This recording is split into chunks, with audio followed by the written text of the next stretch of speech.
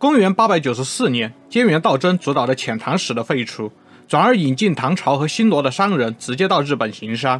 菅原道真穩定之後呢，宇多天皇讓位給了醍醐天皇。如此一來，天皇不再需要設置攝政或者是關白。醍醐天皇在宇多天皇的授意之下呢，任命了菅原道真為右大臣，藤原時平為左大臣。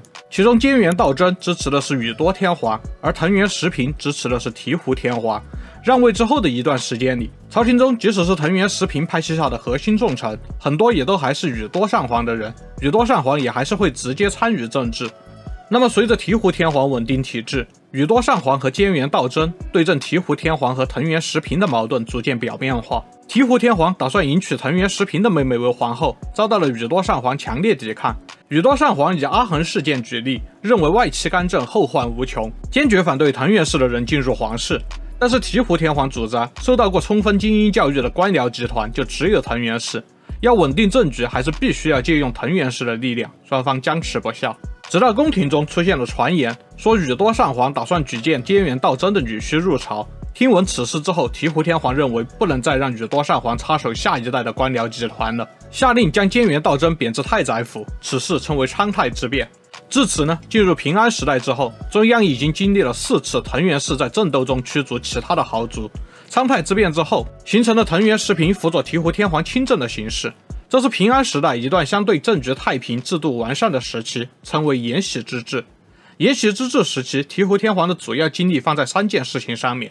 其一呢，是創建了被稱為延禧格式的新法令集；其二呢，是創造了古今和歌集；最後是重新制定了班田授受制度。所謂班田授受是一種佃農制度，其核心邏輯是朝廷將土地分配給登記在冊的農民並徵稅，然後農民去世之後回收土地。然而到了醍醐天皇的時代，在重稅時期逃荒，或者為了躲避賦稅而偽造性別等等問題積壓，戶籍制度本身已經成了一個笑話。那麼在此基礎上，以及班田授受制度收稅也就不現實了。現在朝廷的做法是基於垦田永年私財法，把土地租給富農或者是莊園主，然後由他們經營交稅，稱為指定農民。這是日本從人頭稅轉向土地稅的嘗試階段。這套做法時間長了之後呢，貴族們也有樣學樣，班田授受制度已經名存實亡。而且由於逃離了戶籍的農民，實際上是從土地的束縛中解脫出來，立刻就明白了曾經以為理所當然的朝廷制度是如何剝削自己的。他們或是做流竄農民，或是落草為寇，始終不願意回歸戶籍系統。這些人被稱為浮浪或者是逃亡。戶籍農民們也在和他們的交流中獲得了思想解放。雖然朝廷花了很多精力來宣傳浮浪和逃亡是沒有文化呀、蠻夷行徑之類的，但是還是越來越多的農民希望如他們一樣從體制的壓力中解放出來，自己控制自己的生產和消費的時間。於是呢，醍醐天皇推出了延禧莊園整理令，禁止指定農民的存在，試圖糾正這個歷史遺留問題。但是班田授受制度和戶籍制度的崩潰並沒有停止。無論離開戶籍土地的農民是成了流竄農民，還是成了賊寇，都會對自己的安危有所擔憂。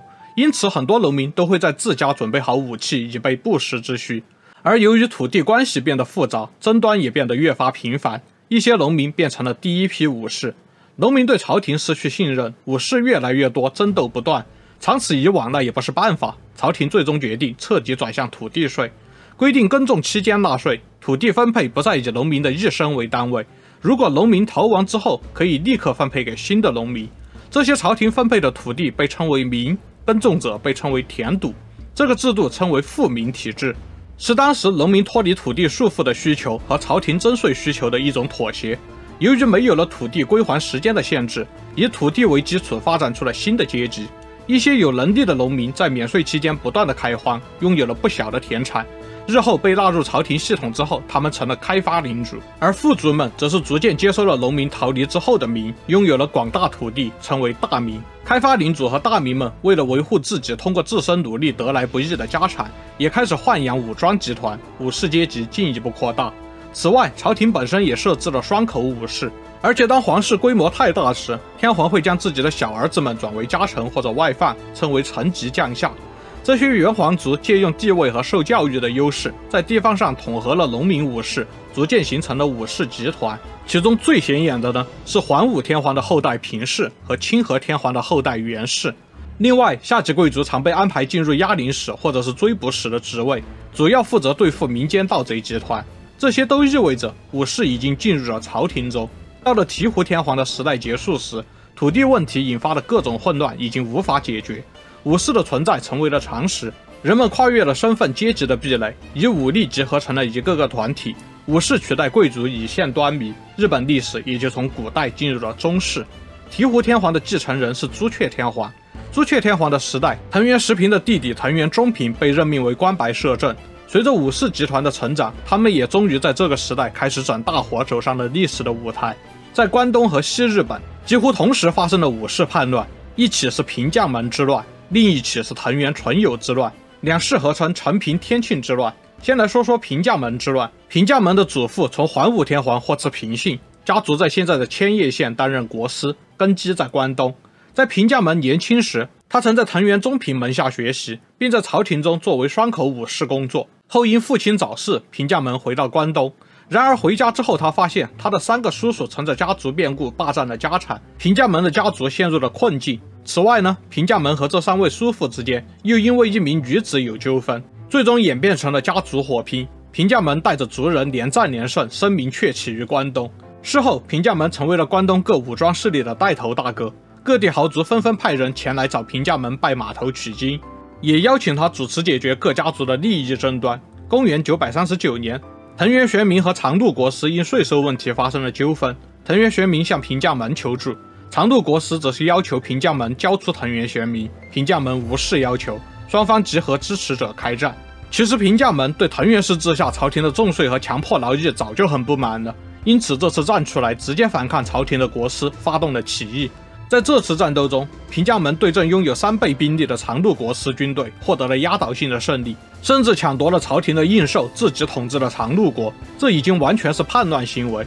朝廷一直以為平將門只是和一些地方官員因為女子或者是利益分配的問題有矛盾而已。對於這突如其來的起義，始料未及，陷入了大混亂。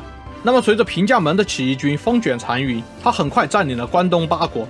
他在領地內減輕徭役和賦稅，也得到了民眾和地方豪族的廣泛支持，人稱新皇，這就是要取代天皇的意思了。朝廷則發布了敕令，全國凡能討殺平將門者將授予貴族地位。押領使藤原秀香於是希望趁這個機會晉升成為貴族，他拉攏了與平將門有仇的平真勝一同出征討伐。雙方交戰中，平將門身中流矢而亡，叛亂軍之後迅速被鎮壓，平將門之亂結束。幾乎同時呢，藤原純友在西日本也發動了叛亂。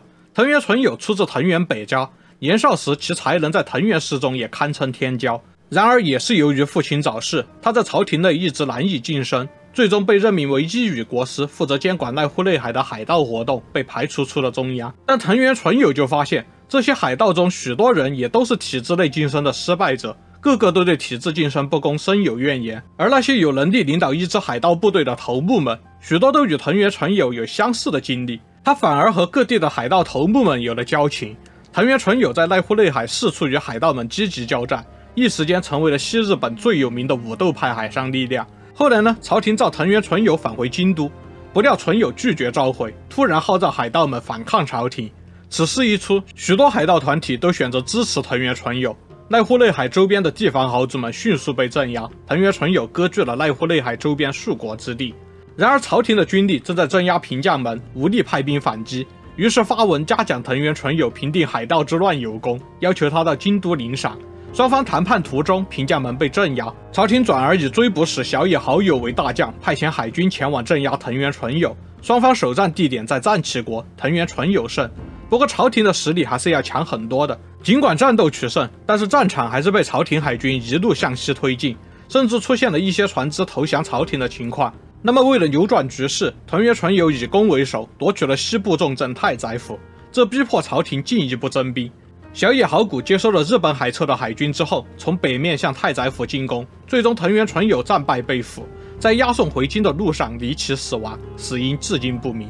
同一時期，東西日本都發生了大規模叛亂，使得新生的武士階級擁有了極強的存在感。同時，兩場叛亂的鎮壓過程中，朝廷也都要依靠地方豪族的武士們支持，押領使和追捕使的力量已經不足以威慑全國了。